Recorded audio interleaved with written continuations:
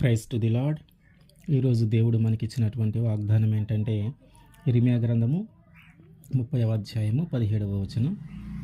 నేను నీకు ఆరోగ్యము కలుగజేసేదను, నీ గాయములను మాన్పెదను. ఆమేన్. ఆయన మనకి ఆరోగ్యాన్ని కలుగజేస్తాడు, మన గాయములను ఆయన మాన్పిస్తాడు. అయితే దేవుడు మనకి ఆరోగ్యాన్ని కలుగజేస్తాను అంటున్నాడంటే మనము అనారోగ్యంగా ఉన్నట్లే. మనము అనారోగ్యంగా ఉన్నాము కాబట్టే దేవుడు మనకి ఆరోగ్యాన్ని కలుగజేస్తాను అంటున్నాడు. అసలు మనకి ఎందుకు అనారోగ్యం కలుగుతుంది? దేవుడు ఏ విధంగా మనల్ని బాగు చేస్తూ ఉన్నాడు? ఎందుకు మనకి అనారోగ్యము? ఎలా ఆరోగ్యము? మనకెందుకు అనారోగ్యం కలుగుతుంది? దేవుడు మళ్ళీ మనకి ఎలా మంచి ఆరోగ్యాన్ని ఇస్తూ ఉన్నాడు చూద్దాం. కీర్తనల గ్రంథము 38వ కీర్తన 3వ వచనం. నీ కోపాగ్ని వలన ఆరోగ్యము నా శరీరము విడిచిపోయెను, నా పాపమును బట్టి నా ఎముకలలో స్వస్థత లేదు. దేనిని బట్టి మన శరీరంలో ఉన్నటువంటి ఆరోగ్యము మనల్ని వదిలిపెట్టి వెళ్ళిపోతుందంటే ఆయన కోపాగ్ని బట్టంట. ఆయనకి ఎందుకు కోపం వస్తుంది మన మీద అంటే, ఆయన చెప్పిన మాట మనము విననప్పుడు, ఆయన చెప్పిన మాట మనం విననప్పుడు, ఆయన చిత్తానుసారంగా మనము నడవనప్పుడు, ఆయన ఏదైతే చేయమంటున్నాడో అది చేయకుండా ఆయనకి వ్యతిరేకంగా మనము ప్రవర్తిస్తూ ఉన్నప్పుడు, ఆయనకి వ్యతిరేకమైన క్రియలు మనం చేస్తూ ఉన్నప్పుడు, ఆయన మీద మనం తిరుగుబాటు చేస్తూ ఉన్నప్పుడు, ఈ లోక విషయంలో మీరు జాగ్రత్తగా ఉండంటే మనమేమో ఆ లోకంలోనే పడిపోయి ఆ పాపంలోనే మనం ఉండిపోతూ ఉన్నాం. కారణం ఏంటయ్యా మనకి అనారోగ్యం కలగటానికి, లేదా మన జీవితంలో లేదా మన శరీరంలోనికి ఒక రోగము లేదా ఒక వ్యాధి ప్రవేశించడానికి కారణం ఏంటంటే ఆయన కోపమే. ఆయన కోపం ఎందుకయ్యా మన మీద ఎందుకు ఆయన ఎంత కోపపడుతున్నాడంటే, ఆయన ఎట్లా జీవించమంటున్నాడో అట్లా మనము జీవించకుండా మన ఇష్టానుసారంగా మన ఇష్టం వచ్చినట్టుగా మనం జీవిస్తూ ఉన్నాం. పాపము చేయొద్దు, దొంగతనం చేయొద్దు, అబద్ధం ఆడొద్దు, మోసం చేయొద్దు, వ్యభిచారం చేయొద్దు, ఇట్లా ఆయన ఎలా జీవించాలో ఆల్రెడీ మనకి తెలియజేస్తూనే ఉన్నాడు. ఆయన మనల్ని ఎలా జీవించమంటున్నాడో ఆ విషయాలు మనకు ఆల్రెడీ ఆయన తెలియజేస్తూనే ఉన్నాడు. కానీ మనము దాన్ని పాటించకుండా, దానిని ఎలాగైతే జీవించమంటున్నాడో దానిని మనం పాటించకుండా మన ఇష్టానుసారంగా మనము జీవిస్తూ ఉన్నాం. దీనిని బట్టి ఏం జరుగుతుందంటే ఆయన కోపం వస్తుందన్నమాట. ఆయన కోపం వచ్చినప్పుడు ఆయన మనల్ని శిక్షిస్తూ ఉన్నాడు. అప్పుడు మన శరీరంలో ఉన్నటువంటి ఆరోగ్యము మన శరీరాన్ని వదిలిపెట్టిపోయి ఒక రోగము లేదంటే ఒక వ్యాధి మన శరీరంలోనికి ప్రవేశిస్తూ ఉంది. మన శరీరంలోకి మాత్రమే కాదు, మన కుటుంబంలోనికి కూడా ప్రవేశించే పరిస్థితులు మన జీవితంలో మనము చూస్తూ ఉన్నాం. ఎందుకంటే మనము చేసిన తప్పులు బట్టి కొన్నిసార్లు మన తండ్రులకు కానీ, మనం చేసిన తప్పులు బట్టి కొన్నిసారి మన సంతానానికి కానీ, లేదా మనం చేసిన తప్పులను బట్టి భార్యకు కానీ భర్తకు కానీ వారు వ్యాధి కానీ ఒక రోగము కానీ వారికి ప్రవేశించడం మనం చాలాసార్లు చూస్తూ ఉన్నాం. అయితే మనకి అయినా, మన వాళ్ళకైనా లేదా మన కుటుంబ సభ్యులకైనా ఒక వ్యాధి అయినా ఒక రోగమైనా వారి శరీరంలోనికి మన కుటుంబంలోనికి ప్రవేశిస్తుందో అంటే ఆ కుటుంబంలో అందరూ చేసిన తప్పులు కావచ్చు, లేదా ఆ కుటుంబంలో ఒకరు చేసినవి కూడా కావచ్చు. వీరు చేసినటువంటి పాపాన్ని బట్టి, వీరు చేస్తున్నటువంటి క్రియలను బట్టి, వీరు మాట్లాడుతున్నటువంటి మాటలను బట్టి, వీరు వింటున్నటువంటి మాటలను బట్టి, మీరు చూస్తున్నటువంటి చూపులను బట్టి, మీరు చేస్తున్నటువంటి మోసాన్ని బట్టి మన జీవితంలో ఇట్లాంటివి జరుగుతూ ఉన్నాయి. దేవుని కోపము మన మీద రగులుకుంటూ ఉంది. కాబట్టే మనము ఒక వ్యాధి బారిన పడతా ఉన్నాం. మనము దేవుడంటే మనము లెక్కలేని తనంగా ఎప్పుడు దాకా ఉంటామంటే, మన ప్రాణాపాయ పరిస్థితుల్లోకి మనము వెళ్ళిపోనంతసేపు, అంటే ఇంకా లేదు, చనిపోయేంత రోగము, చనిపోయేంత వ్యాధి కలిగింది అని డాక్టర్ గారు తెలియజేసినప్పుడు అప్పుడు వస్తుంది మనకి దేవుడి మీద భక్తి. అప్పుడు దాకా దేవుడికి ఇష్టంగా మనం జీవించం. అప్పుడు దాకా దేవుడికి వ్యతిరేకంగానే జీవిస్తాం. ఇదిగో నువ్వు నా పని చేయి అంటే ఆయన పని చేయకుండా మిగతా పనులన్నీ మనం చేసుకుంటూ ఉంటాం. ఇదిగో నువ్వు అబద్ధాలు ఆడొద్దయ్యా, దొంగతనం చేయొద్దా అంటే మనం అదే చేస్తూ ఉంటాం. మొహపు చూపు, వ్యభిచారము, తలంపులు ఇట్లాంటివన్నీ కూడా సరి చేసుకోవాలి అంటే మనం సరి చేసుకుని వాటిలోనే మనకు సంతోషం ఉంది, వాటిలోనే మనకు ఆనందం ఉంది అని మనం వాటి వైపే పరిగెడుతూ ఉన్నాం. ఈ లోకములో నుంచి నువ్వు జాగ్రత్తగా ఉండు. ఈ లోకంలో జీవించేటప్పుడు జాగ్రత్తగా ఉండు. నీ ప్రవర్తన జాగ్రత్తగా ఉంచుకో. నీ మాట జాగ్రత్తగా ఉంచుకో. నీ చూపు జాగ్రత్తగా ఉంచుకో. నువ్వు వినేది ఏదైతే వింటున్నావో అది జాగ్రత్తగా ఉంచుకో. నీ ఆలోచనలు జాగ్రత్త. నువ్వు వేటి పడితే వాటి గురించి ఆలోచించమాకని మనకి చెప్తా ఉన్నా కూడా మనము మాత్రం అవి ఏమీ వినకుండా మన ఇష్టము, మన మనస్సుకి ఏది అనిపిస్తే, మన ఆలోచనకు, మన మైండ్లోకి ఏ ఆలోచన ఇస్తే దాన్ని జరిగించడానికి మనం సిద్ధపాటు అవుతూ ఉన్నాం. అందుకనే దేవుని కోపము మన మీద రగులుకుంటుంది. దానిని బట్టే మన శరీరములో ఉన్నటువంటి ఆరోగ్యము మన శరీరాన్ని విడిచిపెట్టిపోయి అనారోగ్యము, ఒక రోగము, ఒక వ్యాధి మన శరీరంలోకి వస్తూ ఉంది. ఇర్మియా గ్రంథము 30వ అధ్యాయము 15వ వచనం. నీ గాయముల చేత నీవు అరచెదవేమి? నీకు కలిగిన నొప్పి నివారణ కాదు. నీ పాపములు విస్తరించినందున నీ దోషములు బట్టి నేను నిన్ను ఇలాగు చేయుచున్నాను. ఏంటంట? ఈ అనారోగ్యానికి లేదా ఒక రోగము, ఒక వ్యాధి మన జీవితంలోకి, మన శరీరంలోనికి ప్రవేశించడానికి కారణం ఏంటంట? నీ పాపములు విస్తరించినందున. పాపములు విస్తరించినందున. ఏదన్నా పొరపాటున ఒక పాపము చేసి, పొరపాటున ఒక తప్పు చేసి, అది దేవుడికి ఇష్టం లేని పని అని మనం తెలుసుకొని, ఇది దేవునికి వ్యతిరేకమైన పని అని మనం తెలుసుకొని, దానికోసము దేవుని దగ్గరకు వచ్చి ప్రాధేయపడటము, దాని నిమిత్తము దేవుణ్ణి ప్రాధేయపడటము, ఆ పాపం నుంచి మనం విడిపించమని, ఆ పాపము మనలో నుంచి తొలగించమని దేవుడి దగ్గర పశ్చాత్తాపపడటము కాకుండా, ఆ పాపము విస్తరిస్తూ ఉందంట. ఆ పాపము విస్తరిస్తూ ఉంది. అంటే ఇవాళ చేసిన పాపముకి ఇంకా ఇంకా అనేకమైన పాపాలు తోడవుతూ ఏదో ఒక విధంగా సాతాను సంబంధమైన ఆ విషయాలలోనే మనం జీవిస్తూ ఉన్నాం, కానీ దేవునికి సంబంధమైన విషయాలలోకి మనము రావట్ల. విస్తారమైన పాపములు, ఒకటి కాదు, రెండు కాదు, విస్తారమైన పాపములు చేయటాన్ని బట్టి ఆ రోగము లేదా ఆ గాయము నీ శరీరానికి అవుతా ఉంది. ఆ రోగము లేదా ఆ గాయము నీ శరీరానికి, నీ శరీరంలోనికి అది ప్రవేశిస్తూ ఉంది. కారణం ఏం లేదు, నువ్వు చేసినటువంటి దోషము, నువ్వు చేసినటువంటి విస్తారమైన పాపము. ఆయనేమో మనకి తెలియజేస్తూ ఉన్నాడు, ఇదిగో మీరు ఇట్లా జీవించండి, మీరు ఇట్లా బ్రతకండి, మీరు ఇట్లాంటి మాటలు మాట్లాడండి, ఇదిగో నాకు వ్యతిరేకంగా మీరు మాట్లాడొద్దు, నన్ను తప్ప వేరొక దేవుడిని పూజించొద్దు, నేను తప్ప వేరొక దేవుడు లేడు అని ఆయన చెప్తా ఉంటే మనమేమో మన ఇష్టం వచ్చిన దేవతల్ని, మన ఇష్టం వచ్చిన దేవుళ్ళని మనం పూజిస్తూ ఉన్నాం. అవన్నీ నిజమైనవి కాదు అని ఆయన తెలియజేస్తూ ఉన్నాడు. కానీ మనకేంటంటే దేవుని మనము కొన్నిసార్లు మన జీవితంలో ఏదైనా జరిగిద్దేమో, లేదు మన జీవితంలో నాకు ఒక రోగం వచ్చింది, ఆ రోగం తగ్గిస్తాడేమో, లేదా ఒక సంతానం లేదు సంతానం ఇస్తాడనేమో, లేదా ఇంట్లో సమాధానం లేదు సమాధానం ఇస్తాడనేమో, ఇట్లాంటి ఆలోచనలతో నమ్ముకునేవారు ఉంటారు దేవుని. అయితే వారి విశ్వాసాన్ని బట్టి, కొన్నిసార్లు వారి విశ్వాసాన్ని బట్టి అవి జరగకపోవచ్చు. అట్లాంటప్పుడు వీళ్ళు ఏం చేస్తారు, లేదంటే కొన్నిసార్లు లేట్ అవ్వచ్చు. అదేంటంటే పరీక్షలాగా వీళ్ళు ఏం చేస్తారంటే వెంటనే ఇతర దేవతల అనబడే వాటి వైపు వీళ్ళు మారుతూ ఉంటారు. అంటే ఇక్కడ ఉన్నటువంటి నమ్మకాన్ని కోల్పోయి వేరే వాటి మీద నమ్మకము, వేరే వాటిని పూజిస్తూ ఉంటారు. దేవుడు ఏం చెప్తా ఉన్నాడంటే నేను తప్ప వేరొక దేవుడు లేడు, నేనే నిజమైన దేవుడిని అని ఆయన చెప్తా ఉంటే మనమేమో అసలు ఆయన వదిలేసి మిగతా వాటన్నిటి మీద మనము పూజలు చేస్తా, పునస్కారాలు చేస్తా మనం ఉండిపోతా ఉన్నాం. కాబట్టి మనము పాపము చేస్తూ ఉన్నాము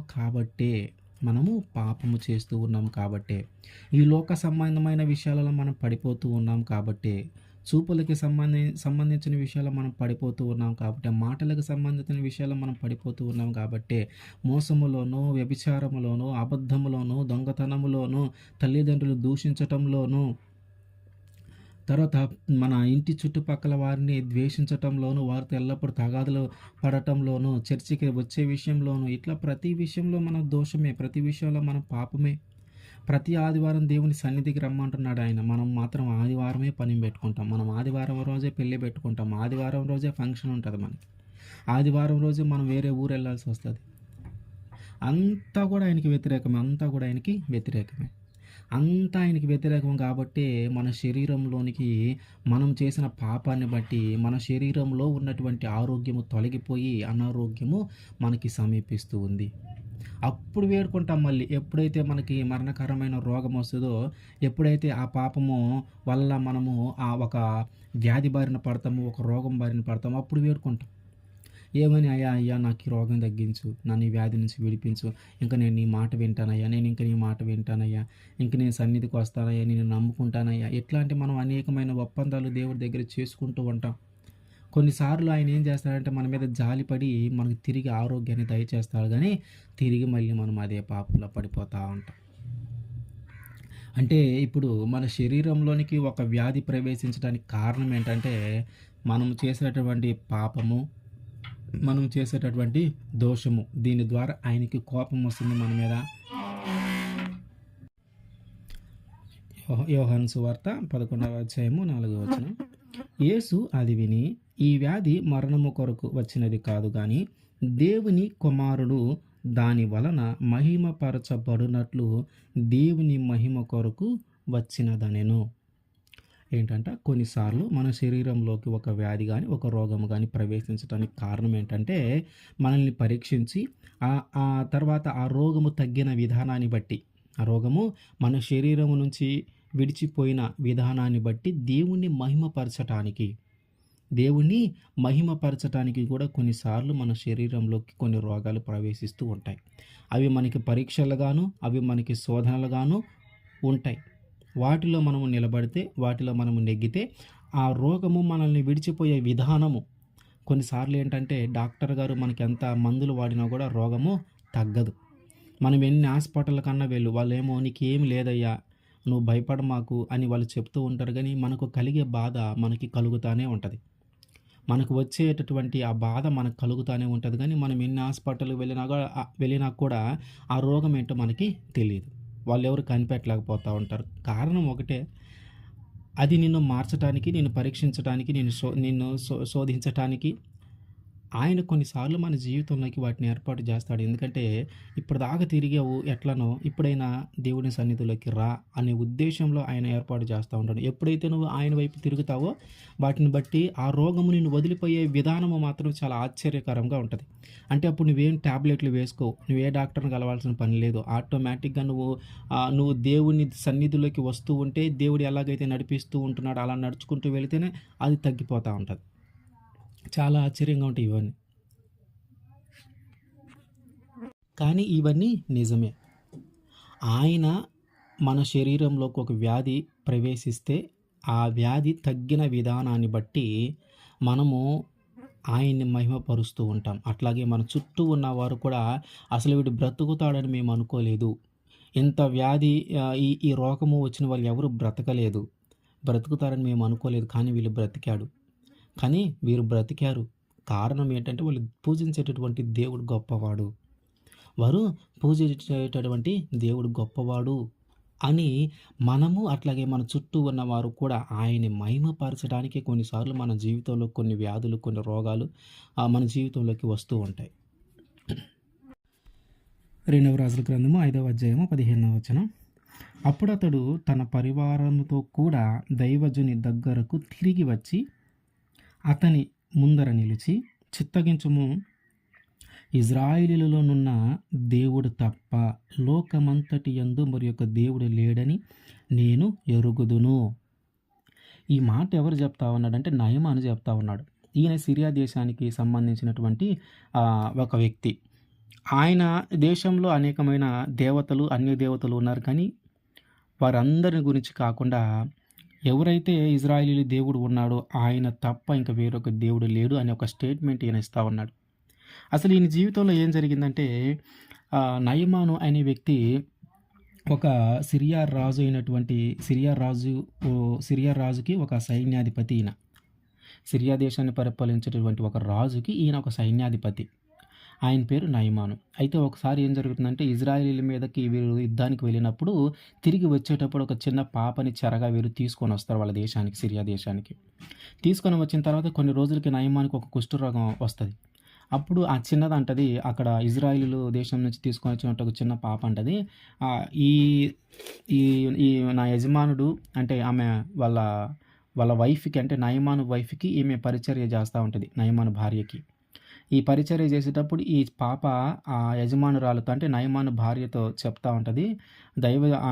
ఇట్లా నయమానుకి ఇట్లా ఉంది గదా! కుష్ఠరోగం ఉంది గదా! ఆ రోగము తగ్గాలంటే మా దేశానికి వెళ్ళమనండి. మా దేశంలో ఒక ప్రవక్త ఉన్నాడు.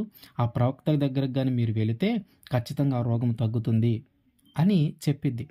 అయితే ఆ రోగము వచ్చినాక ఈయన గూడా చాలా ఈ సిరియా దేశంలో గూడా చాలా దేవతలను పూజించటం గాని, చాలా వైద్యం చేయించటం గాని ఆయన గూడా చేసి ఉండాలి. అది తగ్గలేదు గాబట్టి ఆ చిన్న పాప చెప్పినా గూడా విన్నాడు. ఆ చిన్న పాప చెప్పినా గూడా విన్నాడు. ఎందుకు విన్నాడంటే అక్కడ పని అవ్వల. అక్కడ ఆ దేశంలో ఎన్నో ప్రయోగాలు చేసుంటారు ఖచ్చితంగా. అవేవి ఆ వల్ల అవ్వలేదు కాబట్టే ఈ చిన్న పాప చెప్పింది విని ఎక్కడికెళ్తారు అప్పుడు నయమానొచ్చి సిరియా రాజుకు చెప్తాడు. ఇదిగో ఇజ్రాయెల్ దేశం నుంచి మనం ఒక చిన్న పాపని తీసుకొనొచ్చాం గదా! ఆ పాప ఆ ఊర్లో ఒక ప్రవక్త ఉన్నాడంట. ఆ దేశంలో ఆ ప్రవక్త దగ్గరికి వెళితే మన యొక్క నాకు ఈ కుష్ఠరోగము తగ్గిస్తాడని ఆ పాప చెప్తూ ఉందంటే, అప్పుడు ఆయన అంటాడు, "సరే నేను పత్రికలు పంపిస్తాను. ఇదిగో నా సైన్యాధిపతి అయినటువంటి నయమానికి ఇట్లా కుష్ఠరోగం ఉంది. దాన్ని బాగు చేపించండి. దాన్ని బాగు చేపించే వాళ్ళు అక్కడ ఉన్నారు అంట కదా! బాగు చేపించండని రాజుకి పత్రికలు రాపిస్తాను" అని ఆ రాజుకి ఏది ఇజ్రాయెల్ దేశంలో ఉన్నటువంటి రాజుకి ఒక పత్రిక రాపిచ్చి వారి చేత ఇచ్చి పంపిస్తాడు. భటుల చేత. ఇచ్చి పంపించిన తర్వాత అక్కడ రాజు అది తీసుకొని ఆయన భయపడతాడు. ఎందుకంటే నేను ఎట్లా తగ్గించగలుగుతాను దీన్ని అని ఆయన భయపడతాడు. అంటే ఇంకప్పుడు ఇప్పుడు ఇక్కడ ప్రవక్త ఎవరయ్యా అంటే ఎలీషా ప్రవక్త. ఈయనేం చేస్తాడు రాజు ఇట్లా అనుకుంటున్నాడు, ఇట్లా భయపడుతున్నాడని తెలుసుకొని రాజు దగ్గరికెళ్ళి "నువ్వు భయపడమాకు. వాళ్ళు మన మీద యుద్ధానికి ఈ కారణాన్ని బట్టి వాళ్ళు ఒకవేళ మన మీదకి యుద్ధానికి వస్తారు అనుకుంటున్నామేమో. అట్లా ఏమొద్దు వాళ్ళని రానియ్యి. ఇజ్రాయేలు దేశంలో కూడా ఒక ప్రవక్త ఉన్నాడు అనే విషయం వాళ్ళకి కూడా తెలుస్తుంది కదా! మన దేవుడు ఎంత గొప్పవాడు అనే విషయం వాళ్ళకి కూడా తెలుస్తుంది కదా! వాళ్ళని రానియ్యి. నేను అయితే వాళ్ళని బాగు చేసి పంపిస్తాను" అని చెప్తాడు ఎలీషా ప్రవక్త. అప్పుడు ఇంకా వీళ్ళొస్తారు నయమాన్ వాళ్ళు వెండి, బంగారం, కొంచెం బహుమతులు అయన్నీ తీసుకొని ఎలీషా గారి ఇంటి దగ్గర దాకా వస్తారు. అప్పుడు ఈయనేం చేస్తాడంటే ముందుగానే వాళ్ళని ఇంటి దగ్గరకు రావాల్సిన పని లేదు. యోర్దాను నది దగ్గరికెళ్ళి 7 సార్లు మునగమను. అప్పుడు వారి కుష్ఠరోగము తగ్గిపోతుంది అని చెప్తాడు.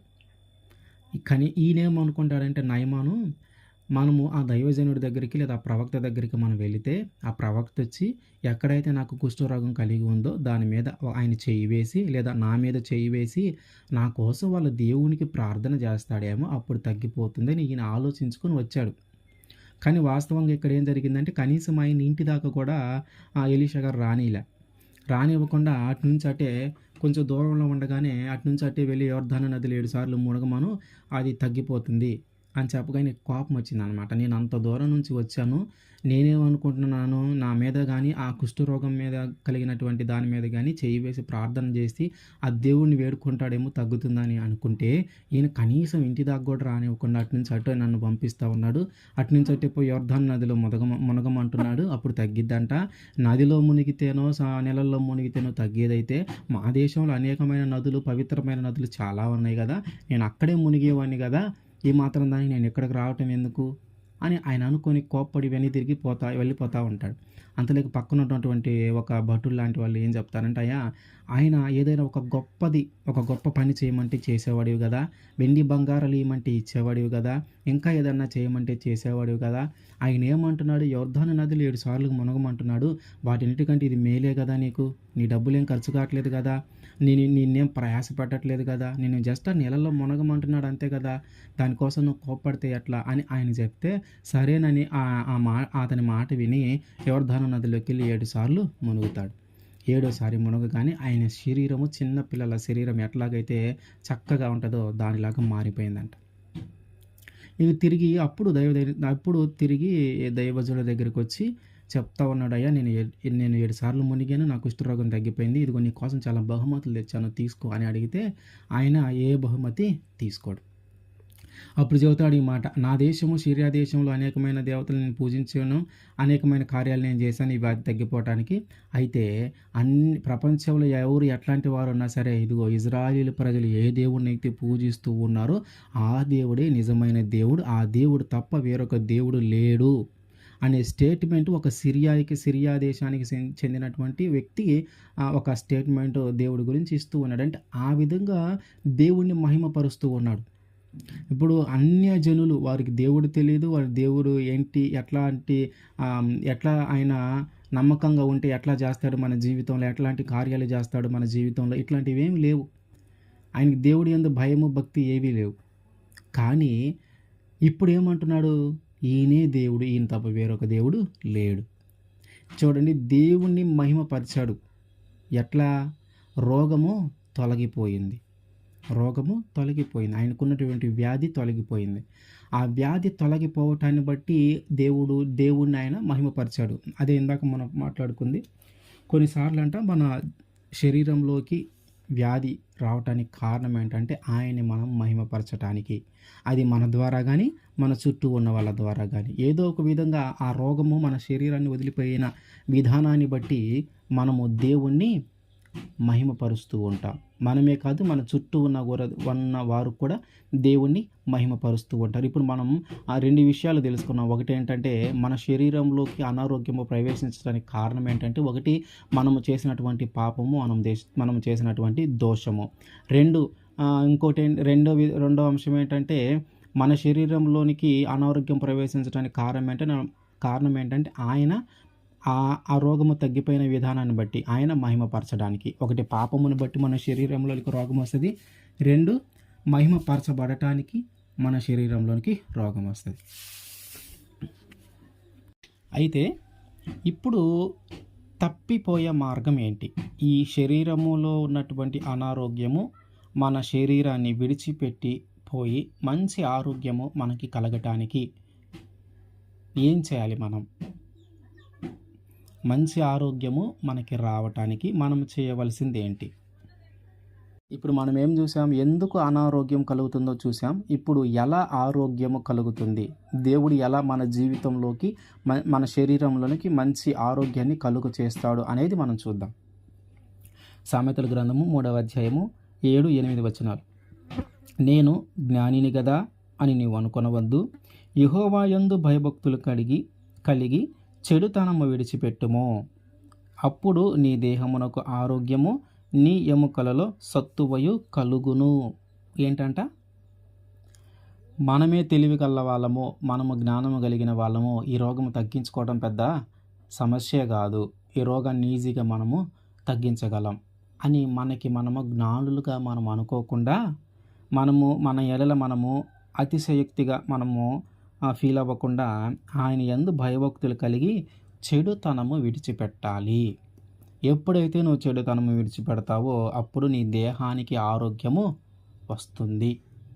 చెడుతనము చేయటాన్ని బట్టి నీ దేహంలోనికి అనారోగ్యం వస్తే, చెడుతనము విడిచిపెట్టటాన్ని బట్టి నీ దేహంలోనికి ఆరోగ్యం వస్తుంది.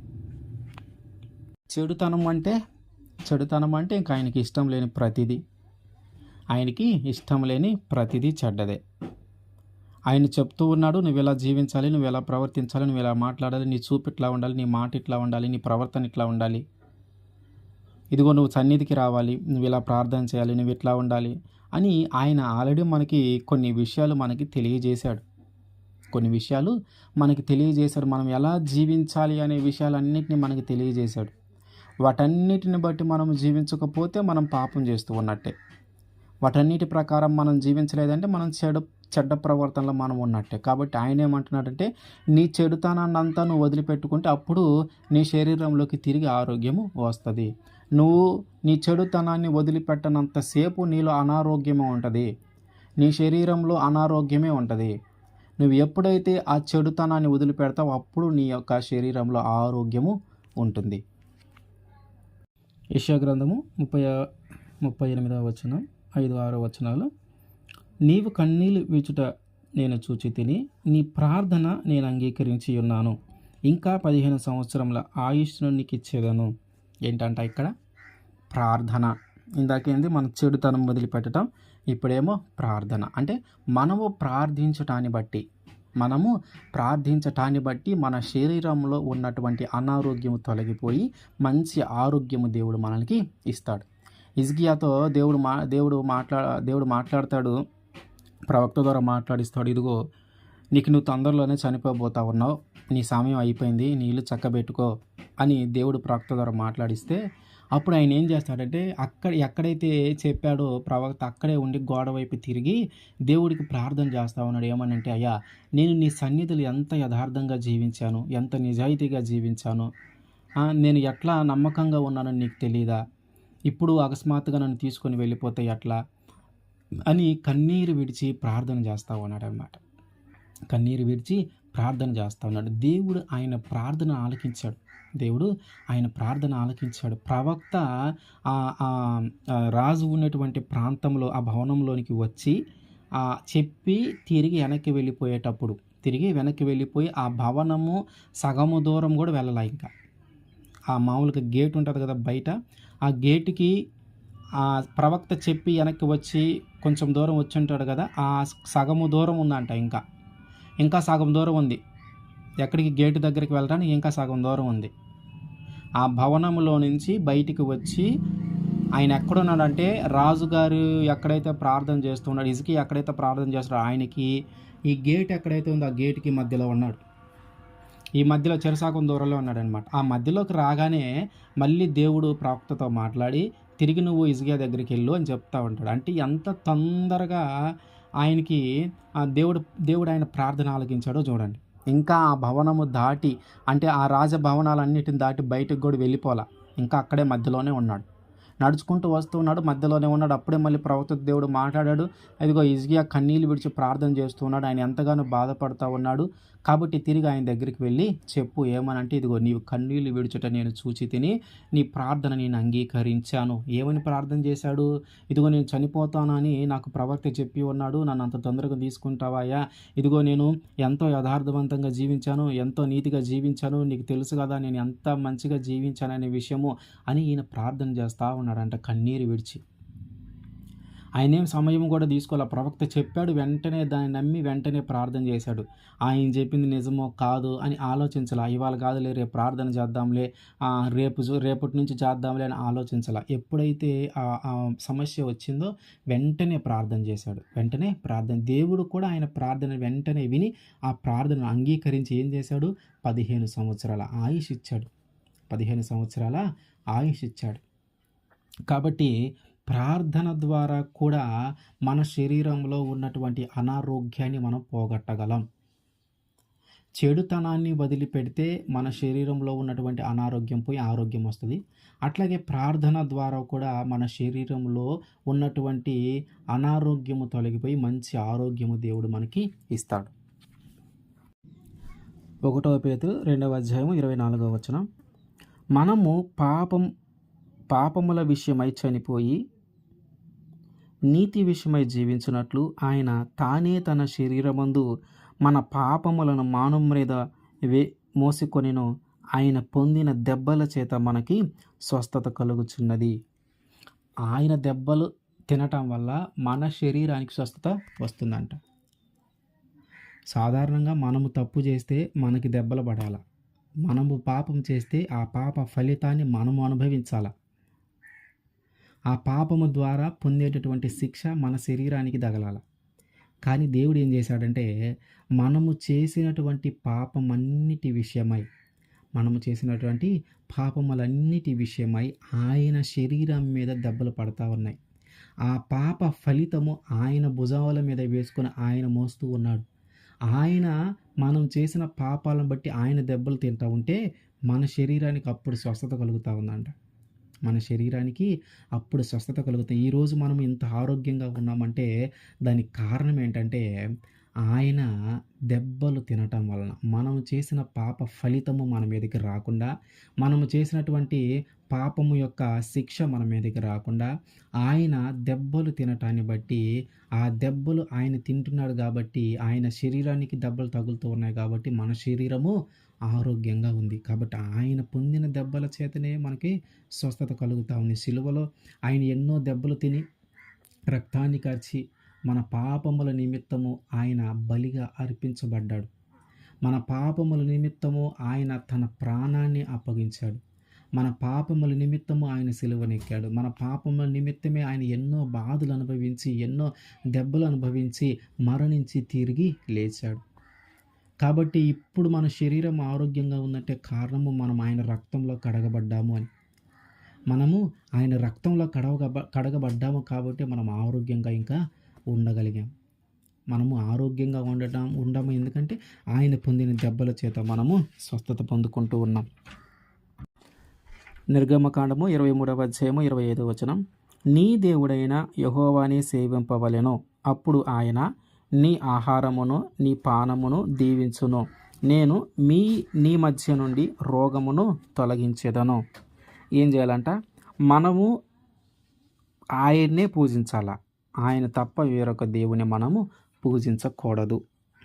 ఎప్పుడైతే నువ్వు అన్ని దేవతల వైపు నువ్వు వెళ్తావో, ఎప్పుడైతే అన్ని దేవతలను పూజిస్తావో, అప్పుడు నీ శరీరంలో ఉన్నటువంటి అనారోగ్యం ఏది తొలగిపోదు. ఇంకా కొత్త రోగాలు ఏర్పడతా ఉంటాయి కానీ నీ శరీరంలో ఉన్న అనారోగ్యము తొలగిపోదు. కానీ ఎప్పుడైతే నిజమైన దేవుడు ఎవరో తెలుసుకొని ఆయన్నే మనము పూజించామంటే, ఆయనకే మనం నమస్కరించామంటే, ఆయన్నే మన దేవుడిగా మనం అంగీకరించామంటే, ఆయనంట మన మధ్యలో ఉన్నటువంటి ఆ రోగమును తొలగిస్తాడు.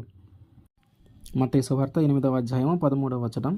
అంతటా యేసు, ఇక వెళ్ళుము, నీవు విశ్వసించిన ప్రకారము నీకు అవునుగాక అని శతాధిపతితో చెప్పెను. ఆ గడియలోనే అతని దాసుడు స్వస్థత నొందెను.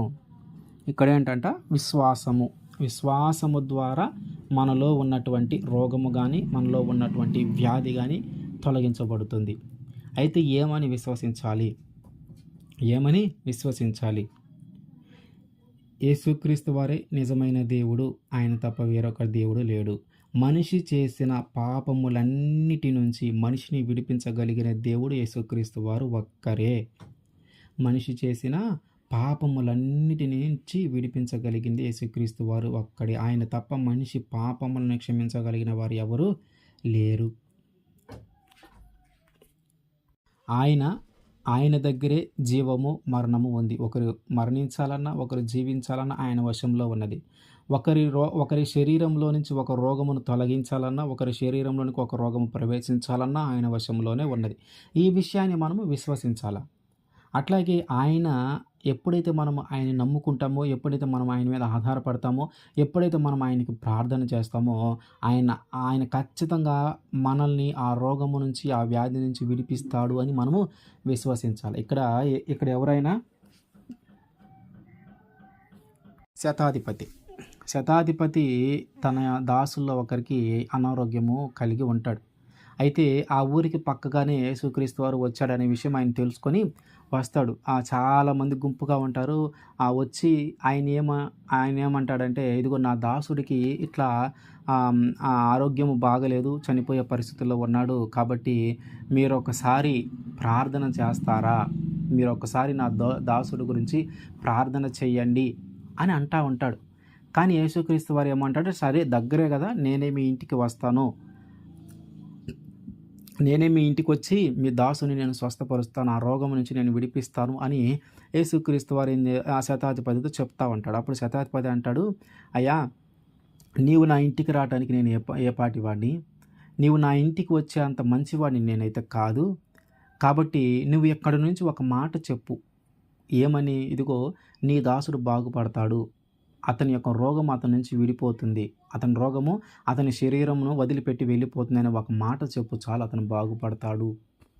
అంటే ఎంత విశ్వాసము, ఎంత నమ్మకం ఉందో చూడండి. యేసుక్రీస్తు వారేమో నేనే మీ ఇంటికి వచ్చి బాగు చేస్తాను, నేనే మీ ఇంటికి వచ్చి ఆ రోగం నుంచి నీ దాసుని విడిపిస్తాను అంటే ఈయనేమంటున్నాడు? అయ్యా, నా ఇంటి దాకా నువ్వు రావడానికి నేను అర్హుడను కాదు, ఇదిగో నాకు బాగా నమ్మకం ఉంది. నేను బాగా నిన్ను విశ్వసిస్తున్నాను. నువ్వు ఒక్క మాట చెప్పు చాలు. నీ నోటి నుంచి ఒక మాట చెప్పు. ఖచ్చితంగా నా దాసుడు బాగుపడతాడు అని అంత విశ్వాసం, అంత నమ్మకం ఉంది ఆ శతాధిపతికి. అప్పుడు దేవుడు ఆ మాట చెప్పగానే ఆ సమయంలోనే అతడు బాగుపడ్డాడంట. ఎందుకంటే తిరిగి యేసుక్రీస్తు వారు ఆ మాట చెప్పిన తర్వాత తిరిగి ఆ ఊరి అతను వెళ్తూ ఉన్నప్పుడు, శతాధిపతి తన ఇంటికి వెళ్తూ ఉన్నప్పుడు ఎదురుగా కొంతమంది దాసులు వస్తా ఉంటారు. ఆ తర్వాత ఆళ్ళు చెప్తా ఉంటారు, నీవు ఎవరి కోసమైతే బాగలేదని వెళ్ళావో అతనికి బాగయింది. అతని యొక్క శరీరంలో నుంచి ఆ రోగము వదిలిపెట్టి వెళ్ళిపోయింది అని చెప్పగానే అతడు ఏ సమయానికి అంటే పలానా సమయం అని చెప్తారు. ఆ సమయం అని చెప్పినప్పుడు ఈ యేసుక్రీస్తు వారు ఎప్పుడైతే ఆ మాట చెప్పాడో ఆ సమయము, ఈ సమయము ఒకటే అవుతది. ఏంటి, దాసులు చెప్పినటువంటి సమయము, యేసుక్రీస్తు వారు ఆ వాగ్దానము రిలీజ్ చేసినటువంటి సమయము. ఈ 2 ఒకటే సమయం అవుతుంది. అంటే ఇక్కడ జరిగిన కార్యం ఎలా జరిగిందంటే ఆయన్ని విశ్వసించాడు. ఆయనకి నమ్మకం ఉంది. అట్లాగే మన జీవితంలో కూడా మనం విశ్వసించాలి. ఖచ్చితంగా దేవుడు మనల్ని ఈ పరిస్థితుల నుంచి మారుస్తాడు. ఖచ్చితంగా దేవుడు మనల్ని ఈ స్థితి నుంచి మారుస్తాడు. ఖచ్చితంగా దేవుడు ఈ రోగము నుంచి మనల్ని విడిపిస్తాడు. ఖచ్చితంగా ఈ వ్యాధి నుంచి దేవుడు మనల్ని విడిపిస్తాడనే విశ్వాసము మనకి కూడా ఉండాల. అప్పుడే మన జీవితంలో అద్భుతమైన కార్యాలు జరుగుతూ ఉంటాయి. మార్కు సువార్త 16వ అధ్యాయము 18వ వచనం. పాములను ఎత్తి పట్టుకొందురు, మరణకరమైనదేది త్రాగినను అది వారికి హాని చేయదు. రోగుల మీద చేతులుంచినప్పుడు వారు స్వస్థత నొందుదురని వారితో చెప్పాను. యేసుక్రీస్తు వారు తన శిష్యులందరినీ సిద్ధం చేయించి 12 మందిని, ఇక మీరు రేపటి నుంచి వెళ్ళండి, సువార్త చేయండి. ఇదిగో నేను మిమ్మల్ని ఆశీర్వదిస్తూ ఉన్నాను. మీరు ఎవరి మీదైతే చేతులు ఉంచుతారో వాళ్ళు స్వస్థపడతారు, వారిలో నుంచి ఆ రోగము వెళ్ళిపోతుంది అనే దీవెన వారికి ఇచ్చి యేసుక్రీస్తు వారు వారిని పంపిస్తాడు. అంటే ఏంటి, దైవజనుడు మన మీద చేతులు ఉంచి ప్రార్థన చేసినా కూడా, దైవజనుడు మన మీద చేతులు ఉంచి ప్రార్థన చేసినా కూడా మనలో ఉన్నటువంటి రోగము, మనలో ఉన్నటువంటి వ్యాధి తొలగిపోతుంది మన శరీరాన్ని వదిలిపెట్టి. మనం దైవజనుడి దగ్గరికి వెళ్ళి మనం ప్రార్థన చేయించుకునేటప్పుడు కొంతమంది మన మీద చేయి వేయరు, కానీ కొంతమంది చేయి వేసి ప్రార్థన చేస్తూ ఉంటారు. కొన్నిసార్లు దేవుడు మాట ద్వారా కూడా విడుదల చేస్తాడు శక్తిని. అయితే ఇక్కడేంటి, మనం చూస్తున్నది ఏంటంటే, చేతులు మన మీద ఉంచటం బట్టి, చేతులు మన మీద ఉంచి ప్రార్థన చేస్తే, దైవజనుడు చేతులు మన మీద ఉంచి ప్రార్థన చేస్తే మనలో ఉన్నటువంటి అనారోగ్యము తొలగిపోయి ఆరోగ్యం వస్తుంది. ఎందుకంటే దేవుడు వారికి ఆ శక్తినిచ్చే వారిని సువార్తకు పంపించాడు. అట్లాగే అపోస్తల కార్యము 4:10 ఉంటుంది, యేసుక్రీస్తు నామమునే వీడు స్వస్థత నొంది నీ ఎదుట నిలుచుచున్నాడు. ఏంటంటే ఆయన నామంలోనే స్వస్థత ఉంది. అందుకనే కొన్నిసార్లు చేయి వేసి ప్రార్థన చేయకపోయినా కూడా యేసుక్రీస్తు నామములో ఈ కార్యము జరుగునుగాక అని దైవజనులు ప్రార్థన చేస్తూ ఉంటారు. సో అట్లాంటి సమయంలో కూడా దేవుడు వారి ద్వారా మన శరీరంలో ఉన్నటువంటి అనారోగ్యాన్ని తొలగించి ఆరోగ్యాన్ని దేవుడు మనకి ఇస్తూ ఉంటాడు. ఇప్పుడు ఓవరాల్గా మనం ఒకసారి చూసినట్లయితే మన శరీరంలో ఉన్నటువంటి ఆరోగ్యము తొలగిపోయి అనారోగ్యము రావటానికి కారణం ఏంటంటే మనము చేసిన పాపము, మనము చేసిన దోషము, కొన్నిసార్లు ఆయన నామము మహిమపరచబడటానికి. అట్లాగే మరి ఆ ఆరోగ్యము పోయి అనారోగ్యం వచ్చింది కదా, మరి ఇప్పుడు ఈ అనారోగ్యము తొలగిపోయి ఆరోగ్యము మన జీవితంలోనికి రావాలంటే మనం చేయాల్సింది ఏంటంటే, ఒకటి, మనం చేసే చెడ్డ పనులు, చెడు వాటన్నిటిని, చెడుతనాన్నంతా మనము విడిచిపెట్టాలి.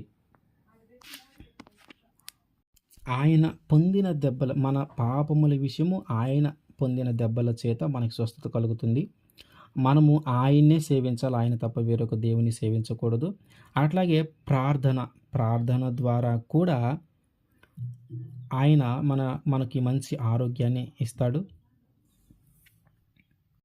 అట్లాగే విశ్వాసము ద్వారా కూడా మన శరీరంలో ఉన్నటువంటి అనారోగ్యము తొలగిపోయి మంచి ఆరోగ్యాన్ని మనం పొందుకుంటాం.